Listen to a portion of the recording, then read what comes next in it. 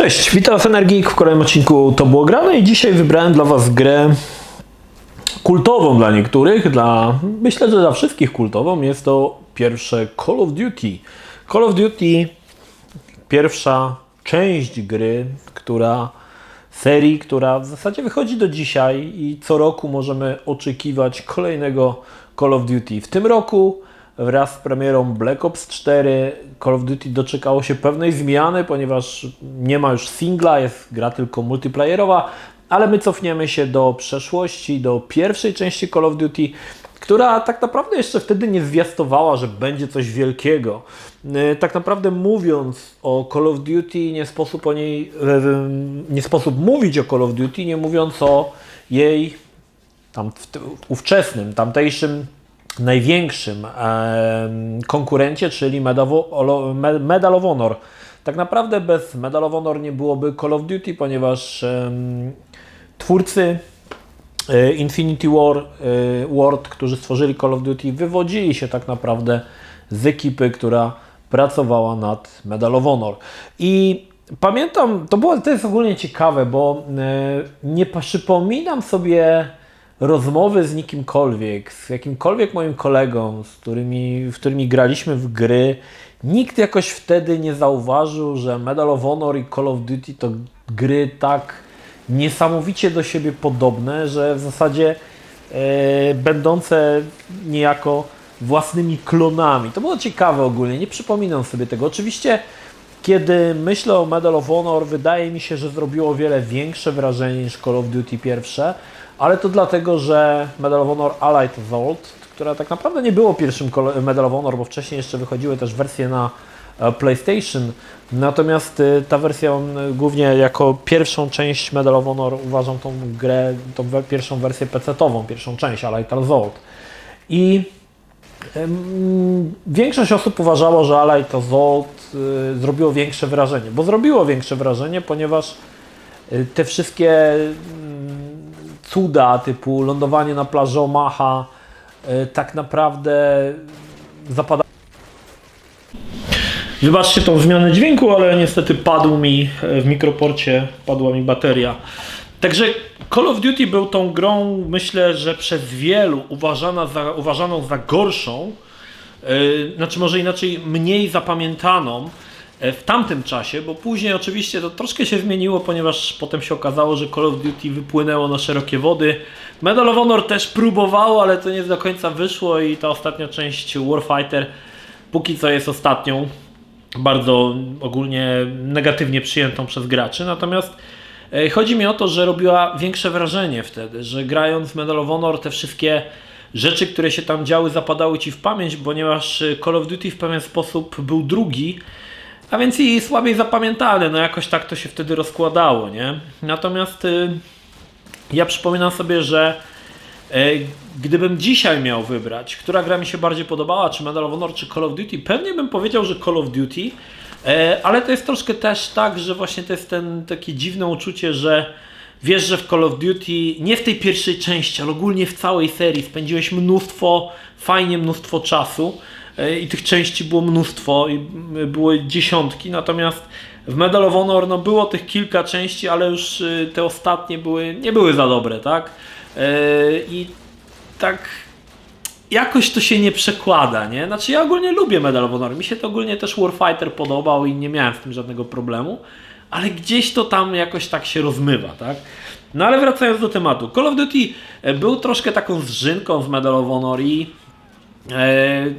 uczciwie trzeba przyznać, że wiele elementów, które są w Call of Duty było premedytacją, mi się wydaje, totalnie zerżnięte z Call of Duty. Jeśli nie z tego PC-towego Allied Assault, to z wersji na PlayStation. I to jest ogólnie taka dosyć ciekawa historia, bo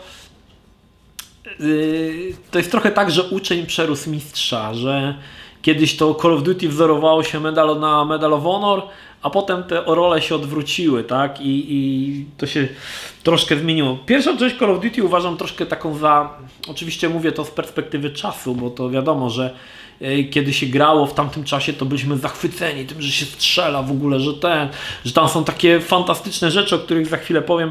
Natomiast dzisiaj z perspektywy czasu patrząc, wydaje mi się, że pierwsze Call of Duty jest bardzo siermiężne, takie nieoszlifowane jeszcze. I niedługo trzeba było czekać, aby Call of Duty zostało oszlifowane i weszło na prawidłowe tory, że tak powiem, bo w zasadzie już druga część Call of Duty podniosła poprzeczkę tak wysoko, że w zasadzie chyba Medal of Honor nigdy już tej poprzeczki nie zdołał prześcignąć. Druga część Call of Duty przez wielu uważana jest za najlepszą, a przynajmniej najlepszą grą jest uważana za najlepszą grę o II wojnie światowej. Trudno się z tym nie zgodzić. Zostało tam tak zaprojektowany fantastycznie engine, że twórcy przez lata będą jeszcze w kolejnych częściach z niego korzystać, ale nie pastwmy się na tym, czy jest nowy engine, czy stary. Natomiast zostawmy to, że pierwsza część była taka trochę siermiężna, jeszcze troszkę taka surowa, natomiast zachwycały pewne rzeczy w Call of Duty, ale pewne rzeczy też odrzucały i dopiero dzisiaj, gdy robiłem ten gameplay, ogrywałem od nowa Call of Duty, zdałem sobie sprawę, że wiele z tych elementów jest takich troszkę wrzuconych albo z lenistwa twórców, albo po prostu z tego, że nie było tyle kasy, żeby dorównać Medal of Honor. No ale to zobaczymy co z tego wyjdzie podczas rozmowy, podczas mojego monologu. Natomiast Call of Duty oferowało 3 kampanie. Była to kampania amerykańska, musiała być amerykańska, brytyjska i rosyjska. W mojej opinii było to fajnym pomysłem, ponieważ mogliśmy spojrzeć na teatry wojenne z 3 różnych stron. W pierwszej części pojawia się już kultowy, a ja nie pamiętam jak on się nazywał, fantastycznie. Kapitan Price, który będzie się potem przewijał ogólnie w tych Call of Duty tworzonych przez Infinity Ward. Kapitan Price będzie taką figurą jakby niezmienną, tak? Tutaj się pojawiał w misjach Brytyjczyków, odbijaliśmy go z więzienia. Natomiast te wszystkie była to ogólnie sama koncepcja gry była dość dziwnie zbudowana, znaczy same te misje, bo zazwyczaj w grach wideo zaczyna się od czegoś najlepszego, od takiego mocnego uderzenia, natomiast Call of Duty zaczynało się kampanią amerykańską. Pierwszy Niemiec, którego zabijaliśmy w całej serii Call of Duty, to jakiś niemiaszek, który odlewa się pod drzewem i zaczynało się to od epizodów w operacji Overlord. I to nie było fajne. Muszę przyznać, że to nie było fajne, bo chyba najmocniejszą, zapadającą w pamięć była kampania rosyjska i dziwię się, że od tego w pewien sposób gra nie wyszła, czyli od takiego naprawdę uderzenia. A tutaj było to tak, że zaczynało się czymś mocno niefajnym. Ogólnie cała ta kampania amerykańska była niefajna. Kampania brytyjska była lepsza, o wiele lepsza, jeśli nie najlepsza, a kampania rosyjska miała ten fenomenalny początek. Kiedy patrzę na Call of Duty i na Medal of Honor, na 2 pierwsze części, czyli nie 2 pierwsze, ale na Allied Assault. Jeżeli wspomni ktoś, kto grał w Medal of Honor i powiem najbardziej kultowa misja z Medal of Honor, 90% prawdopodobnie wymieni lądowanie na plaży Omaha, bo to tak robiło ogromne wrażenie. Natomiast jeżeli miałbym wspomnieć kultową misję w Call of Duty, to by ciężko mi było wybrać, bo nie było czegoś takiego, co wybijało się ponad przeciętność. Owszem, były fantastyczne wprowadzenia do misji, chociażby bitwa o Stalingrad to było super, ale to nie było to. Myślę, że tutaj w Call of Duty zostało, w mojej opinii, tak patrząc z perspektywy czasu, zostało zapamiętane przez fantastyczne skrypty, które w tamtym czasie jeszcze były. To było coś nowego, tak? Skrypty. To były takie króciutkie, nawet to nie były tak jak dzisiaj są skrypty, gdzie nagle nad kamerą przejmuje kontrolę konsola i mamy możliwość obejrzenia czegoś fajnego, tylko wtedy to były takie malutkie animacje, malutkie skrypty, które gdzieś tam się działy obok i w zasadzie można je było nawet przegapić, jeżeli nie patrzyły się w odpowiednią stronę. Pamiętam, że ogromne wrażenie robiło na mnie w kampanii amerykańskiej, zrobiło na mnie ogromne wrażenie taka sytuacja, kiedy dwóch amerykańskich żołnierzy podbiega do czołgu, wchodzą na wieżyczkę, jeden otwiera tą klapę, strzela tam z Thompsona do środka, a drugi bierze granat i wrzuca w to i zamyka tą wieżyczkę i obydwaj zeskakują. I ten czołg wybucha, tak? Bo tak wtedy jakby, nie wiem, pacyfikowano czołgi, no, że tak powiem. I to była taka króciutka animacja i pamiętam, że pierwszy raz jak ją zobaczyłem, mówię wow, jakie to jest mega fajne, jakie to jest super. Wtedy jeszcze do mnie nie docierało coś takiego, że jest to skrypt, że jest to predefiniowane zachowanie, które za każdym razem będzie wyglądało tak samo. Dla mnie to nie miało znaczenia, bo grając w drugi raz, trzeci, piąty Call of Duty, ja zawsze chciałem tą animację zobaczyć, jak właśnie ci dwaj żołnierze otwierają tą klapę, wrzucają ten granat, to było naprawdę fajne. I takich krótkich, maluteńkich skrypcików było więcej.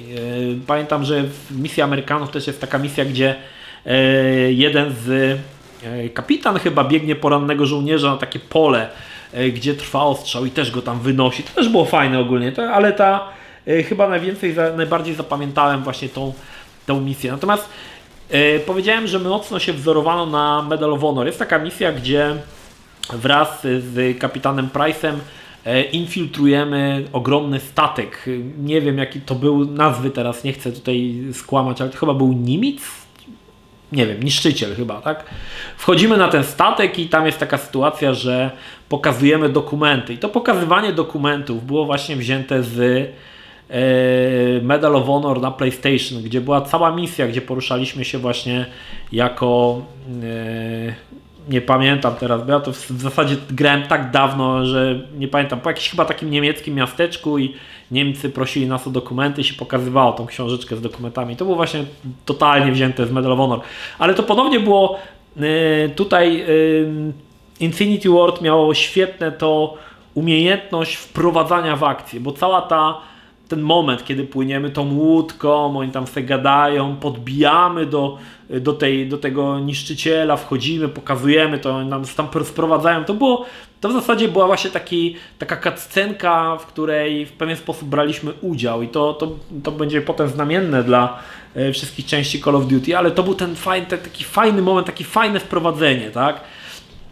Również misja Rosjan, czyli początek ataku na Stalingrad, odbijania Stalingradu, czyli kiedy płyniemy tymi łódkami, wokół wybuchają te inne te łódki, ktoś tam skacze do wody i ci strzelają do niego z pepeszy, potem przybijamy do brzegu i mamy ten moment, który doskonale znaliśmy z filmu Wróg u bram z Jude Law, czyli o snajperze Zajcewie, gdzie jeden żołnierz dostaje karabin, a drugi dostaje tylko 5 sztuk amunicji. Mamy ten sam właśnie ten moment wzięty z Wrogu u bram, kiedy on patrzy na tą amunicję i zaciska pięść. Dzisiaj to nie robi wrażenia. Dzisiaj to jest trochę tak, jak wiecie, próbowałbym wam wyjaśnić, dlaczego, nie wiem, kiedyś robiło wrażenie, nie wiem, Gwiezdne Wojny czy na przykład Blade Runner, ale to robiło tak masakryczne wrażenie, byliśmy w tamtym czasie zachwyceni takimi detalami, takimi smaczkami. Natomiast nie zauważyliśmy tego, że ogólnie były bardzo smutne te poziomy, bardzo puste. Tam nie za wiele się działo, aczkolwiek, no tak jak mówię, no Infinity Ward nadrabiało to tymi takimi malutkimi animacjami, które gdzieś tam w tle się pojawiały i które nakręcały tą akcję, tak? Czy to były takie no można powiedzieć...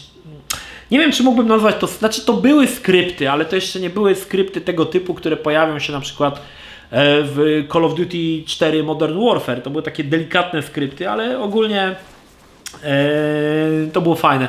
Jednym z elementów, który bardzo ceniłem, było to, że chyba ze 2 misje działy się w Warszawie, albo jedna.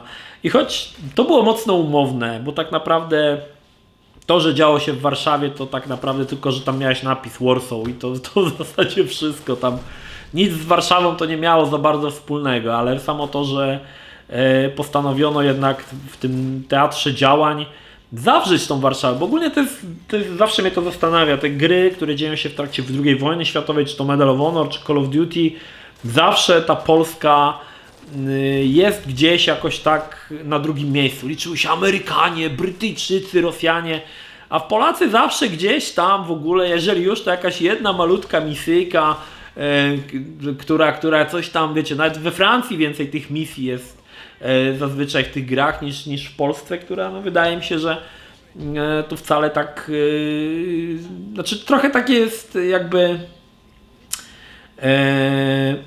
umniejszanie całego tego wkładu Polaków, tak, w II wojnę światową, ale to jest moje takie jakby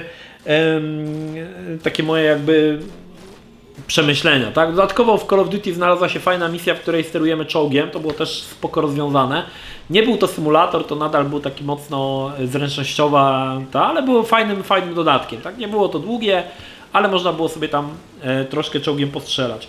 Natomiast to, co mi przeszkadzało w Call of Duty, to co zauważyłem dopiero teraz, to, że bardzo dużo misji było misjami typu arena. To brzmi dosyć dziwnie, ale jest kilka takich misji. Pierwsza to jest amerykańska misja, która się nazywa, o ile dobrze pamiętam, Crossroads, czyli gdzie bronimy przed Niemcami takiego skrzyżowania i to się dzieje tylko w tym obszarze, tak?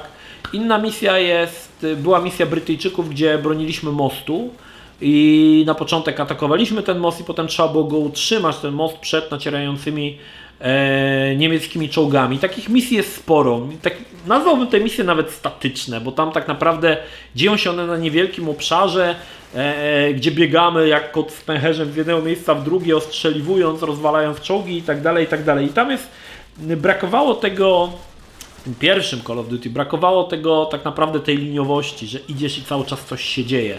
Nie to, że jesteś na jednym obszarze i na nim tam cały czas przebywasz, tylko idziesz cały czas prosto i cały czas coś się dzieje, cały czas jest akcja. A tutaj były właśnie takie misje troszkę, wydaje mi się, że trochę w sztuczny sposób wydłużały rozgrywkę po to, żeby no to wiecie, dobić do jakichś rozsądnych długości rozgrywki, tak? Natomiast uważam, że te misje były ogólnie dosyć słabe i dosyć takie nudne. Obok jezdy czołgiem była też misja, kiedy jechaliśmy samochodem, to była właśnie przykład misji, w której cały czas coś się dzieje. Była to oczywiście troszkę taka strzelaninka na szynach, ale mocno emocjonująca, kiedy jedziemy tym samochodem, tam potem zatrzymujemy się w tym miasteczku, ostrzeliwujemy, kiedy tamten jeden z żołnierzy próbuje odpalić ten drugi samochód. No fajne to było, słuchajcie. Naprawdę widać było, że Infinity Ward obok wyrżniętych pomysłów z Medal of Honor ma też trochę swoich pomysłów i była taka przeświadczenie, że jakoś to na pewno w przyszłości ewoluuje w coś fajnego. I faktycznie, no, druga część Medal of Honor, Call of Duty, o którym kiedyś może opowiem, zmieniła to. Była naprawdę dobra. To ja sobie aż powiem wam, że ogrywałem drugą część całą Call of Duty nie tak dawno. I powiem wam, że byłem naprawdę zdziwiony, że gra, która już ma tyle lat na karku, ona jeszcze nadal się tak fajnie broni, że tak fajnie można w nią pograć. Faktem jest też to, że wraz z drugą częścią Call of Duty wprowadzono to słynne odnawianie się energii, czyli w momencie, kiedy dostaniesz kilka strzałów, chowasz się za murek, energia się samoczynnie odnawia. Natomiast pierwsza część Call of Duty, no to jest jeszcze ten taki old school, tak? Czyli zbieranie apteczek. Dzisiaj trochę się do tego wraca, bo na przykład w Wolfensteinie New Colossus i New Order to te apteczki jednak się tutaj zbiera. Natomiast tutaj to było takie dość nowatorskie podejście z tym i mnóstwo deweloperów poszło tą stroną. Zresztą to jest chyba też fenomen Call of Duty, że przez jakiś czas, dzisiaj to już może nie, ale przez kilka lat seria wyznaczała trendy w grach FPS. Zauważcie, że jeżeli wyszło Modern Warfare, czyli zaprzestanie gier w czasie II wojny światowej, to nagle był wysyp tych gier o aktualnym czy nowoczesnym teatrze wojennym. Natomiast kiedy postanowiono, chociaż przepraszam, nie było tak. Znaczy tutaj tak, ale na przykład nie wyszło to przy okazji Black Ops, kiedy postanowiono przenieść wojnę w Wietnamie. Jakoś ku mojemu zdziwieniu i troszkę rozczarowaniu nikt nie poszedł w tą stronę tego Wietnamu. Wietnam jest fantastycznym teatrem działań, natomiast ostatnio oglądałem taki film na Netflixie o Wietnamie i ogólnie Amerykanie się wstydzą wojny w Wietnamie, dlatego nie chcą do niej wracać, dlatego rzadko się pojawia to w grach, w filmach. To jest taki trochę, do pewnego momentu był to taki trochę temat tabu, który lepiej było pomijać. Natomiast no nieważne, no to do Black Opsa to jeszcze dojdziemy. Natomiast Call of Duty pierwsze, no fajne, ale jeszcze to nie było to, co przyniesie druga część. Wersja, którą mam, nie jest ona w Big Boxie, można powiedzieć, że ona jest w takim small boxie. W Polsce chyba wyszła w normalnej Big Boxie, czyli takim dużym, natomiast to jest wersja amerykańska z taką klapką tutaj, z hasłem przewodnim In War No One Fight Alone, czyli że nie jesteś samotnym wojownikiem, ale jednym z trybików w wojennej maszynie. I temu hasłu będzie Call of Duty wierne przez wiele, wiele lat. Zawsze będzie tak, że nigdy nie walczysz jako samotny żołnierz, ale zawsze jest gdzieś oddział, który cię wspomaga. I to ogólnie uważam, że to jest fajne, bo zawsze się walczy, w wojnie zawsze walczy oddział, a nie pojedynczy żołnierz. Natomiast pamiętam, że próbowano to zrobić w Medal of Honor Pacific Assault. Uważam, że to wyszło fajnie, ale to już Call of Duty było już tak rozbuchaną serią, że Medal of Honor nie miało za bardzo siły, żeby się im przeciwstawić. Natomiast gra była wydana na 2 płytkach, podobnie zresztą jak Medal of Honor Allied Assault. Tak to wyglądało. Mieliśmy książeczkę też taką jakby ze skóry na temat sterowania. Nic to w zasadzie nie było. Znaczy mogliśmy poczytać o uzbrojeniu, które mogliśmy spotkać i w zasadzie to wszystko. Wiem, że nie wspomniałem o jednym bardzo ważnym elemencie dla wielu z Was, mianowicie multiplayer. Z tego względu, że grałem w multiplayer w Call of Duty, ale nic z niego nie pamiętam. W pierwsze Call of Duty w multiplayer. Było to tak dawno, że po prostu nie kojarzę tego, czy było to fajne, czy to nie było fajne, czy mi się podobało, czy mi się nie podobało. Nie potrafię tutaj się do tego odnieść. Natomiast ja uważam, że Call of Duty pierwsza część, no to jest kawał historii. To jest kawał historii. Jest to gra, która zapoczątkowała jedną z najsłynniejszych serii na świecie, bo chyba nie ma gracza, który by nie kojarzył nazwy Call of Duty. To jest jedna z najsłynniejszych serii na świecie, jeżeli chodzi o gry wideo, i myślę, że nie tylko wśród graczy ten tytuł się obiło uszy. Uważam, że dzisiaj można zagrać. Nie jest to tytuł, w który ogólnie ta seria Call of Duty to jest taka, że jak nie zagrasz tam w jedną część, to się nic nie stanie, bo zazwyczaj te pierwsze części to były osobną historią zamkniętą. Uważam, że jest to dobra gra, aczkolwiek dzisiaj mocno archaiczna i czasami odrzucająca swoimi taką surowością od monitorów. Natomiast warto zobaczyć, jak to kiedyś wyglądało, jak rodziła się legenda gier wideo, jak próbowano dorównać w tamtym czasie Medal of Honor, a nawet może przewyższyć je w jakiś sposób. I jaka jest geneza tego, że dzisiaj Call of Duty, które troszkę jest przez graczy znienawidzone już za taśmowe wydawanie co roku tego samego, ale nadal to wychodzi, ludzie nadal to kupują i zarabia to nadal miliony dolarów i nie wiadomo, czy to się kiedyś skończy. Pewnie tak, pewnie kiedyś nastąpi przesyt, ale też widać, że ostatnia zmiana, która w mojej opinii wraz z Black Opsem 4 była no niefajna, czyli zrezygnowanie z singla.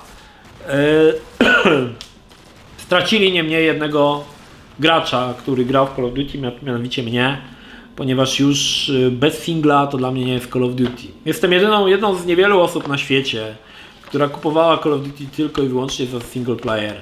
Nawet World War II, tylko single. Wszystkie te części, które mam na PlayStation 4, na PlayStation 3, na PC-cie, tylko single. Multi nigdy jakoś mnie to nie interesowało. No dobra, dzisiaj taki trochę pseudofilozoficzny odcinek, natomiast mam nadzieję, że Wam się podobało, zwłaszcza, że gra no, jest głośna, słynna i myślę, że warto o niej wspomnieć. Ach, nie wspomniałem jeszcze, z którego roku jest Call of Duty. Call of Duty pierwsze wyszło w 2003 roku i nieprzerwanie od tego 2003 roku seria nadal jest, że tak powiem, aktywna. Niewiele serii na rynku gier wideo może się poszczycić tak długim okresem istnienia. No ale trzeba przyznać, że z początku Activision robił dobrą robotę, wydając Call of Duty. Potem kwestia dyskusyjna, ale ja muszę przyznać, że singiel poza koszmarnym Black Ops 3 singiel zawsze trzymał poziom i zawsze świetnie się bawiłem. Ok, to tyle. Pozdrawiam Was, Energik, trzymajcie się, do następnego, cześć!